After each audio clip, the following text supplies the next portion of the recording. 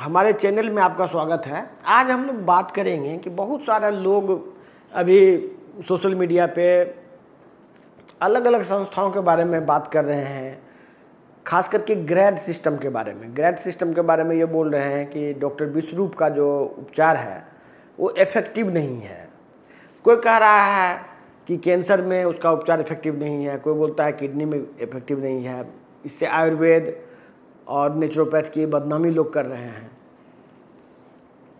तो उसी के बारे में हम कुछ क्लैरिफिकेशन देना चाहते हैं कि जो लोग भी इसका बुराई कर रहे हैं, इससे सबसे बड़ा लॉस पब्लिक का है।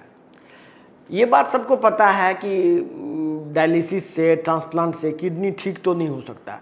ट्रांसप्लांट से किसी और का किडनी किसी और में लगाया जाता है और ये पद्धति भी पूर्णतः सक्सेसफुल नहीं है, पूरा सही नहीं है ये पद्धति। इसमें कुछ लोगों का तो भला हो सकता है, मे बी कि रेयरली किसी का, लेकिन 90% आदमी को फ़ायदा नहीं है। जबकि एलोपैथिक के डॉक्टर दिखाते हैं कि ये बहुत सक्सेसफुल मेथड है।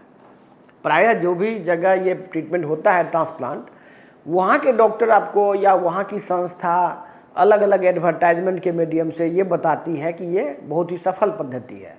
लेकिन आपने किसी को देखा नहीं होगा कि कोई ट्रांसप्लांट करा के 10 साल से ज़िंदा हो। यदि ऐसा होता तो हर एक गांव में, हर एक जगह पे आपको मिलता कि भाई फलाना आदमी ट्रांसप्लांट करा के आया हुआ है और इसका किडनी दूसरे का दिया हुआ है। ऐसा है नहीं। इसीलिए क्यों ये सब पद्धति, इवन बागेश्वर बाबा के पास बहुत लोग जाता है, बहुत आदमी आशीर्वाद लेने जाता है, मजार पे सर झुकाता है, बहुत आदमी ओझा से दिखाता है, मंत्र पढ़वाता है, कुछ बहुत तरह का काम करता है। वो क्यों करता है?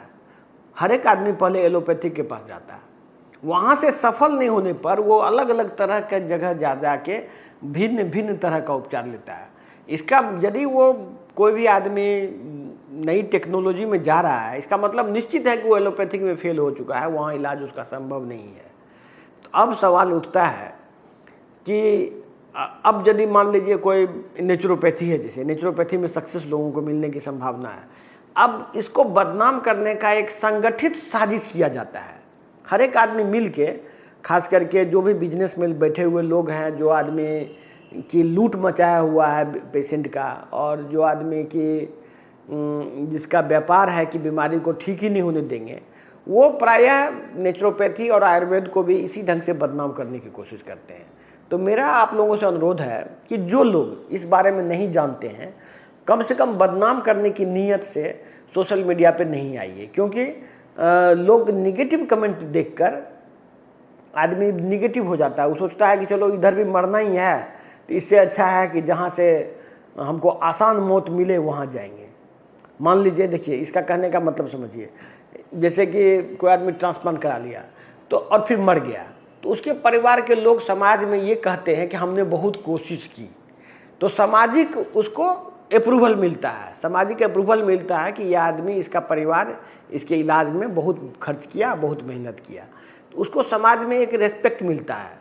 लेकिन यदि कोई आदमी, यदि ये इस ट्रीटमेंट को यदि आदमी नकार दे और समाज में इसको बदनाम कर दिया जाए इसी मेथड को, तो यदि कोई आदमी इसी उपचार में आ गए, मान लें नेचुरोपैथी आयुर्वेद में मर जाए किडनी का मरीज, तो समाज में उसके उन लोगों को बोला जाएगा कि भाई ये अपना इलाज ही नहीं कराया, नीम हकीम के पास चला गया और ये अपने परिवार के साथ अच्छा न्याय नहीं किया।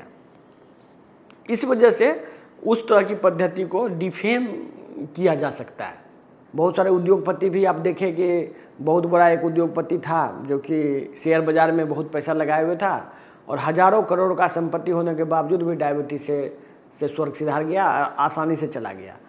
वो इसीलिए चला गया। हम लोग जानते हैं कि ये एलोपैथिक टेक्निक बिल्कुल फेक है, लेकिन लोगों का भरोसा, इतने वर्षों से लोग इलाज करा रहा है उस पद्धति में, तो लोग आसानी से ये बात नहीं समझ पाता है कि उसको क्या करना चाहिए।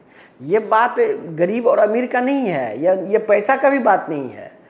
ये बहुत पुराना हो जाने की वजह से 100 साल, 200, 300 साल से लोग जिस टेक्निक को अपना रहा है, कर रहा है, उस टेक्निक को अचानक झूठा कोई कह दे तो लोग विश्वास कैसे करेगा। इसी वजह से आपने सुना होगा, ईसा मसीह का नाम सुना होगा। ईसा मसीह जब आया दुनिया में, तो वो उसने क्या कहा, मैं ईश्वर का पुत्र हूँ।